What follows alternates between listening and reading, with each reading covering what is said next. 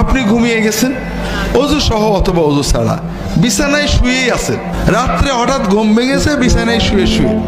ঘুম ভাঙে না মাঝে মাঝে আমাদের? ভাঙে, আবার ঘুম আসে।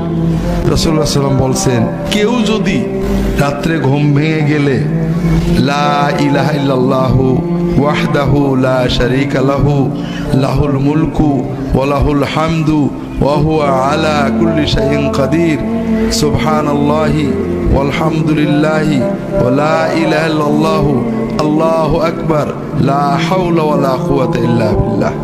এই জিকিরগুলো আমরা জানি না সবগুলোই আমাদের জানা। যদি কেউ এই বাক্যগুলো শুয়ে শুয়ে পড়ে অজু সহ অথবা গোসল সহ অথবা গোসল ছাড়া অজু ছাড়া, এরপরে যদি ওই লোকটা বিছানায় শোয়া অবস্থাতেই আল্লাহর কাছে কোনো দোয়া করে, আল্লাহর সঙ্গে সঙ্গে ওই দোয়াটা কবুল করে।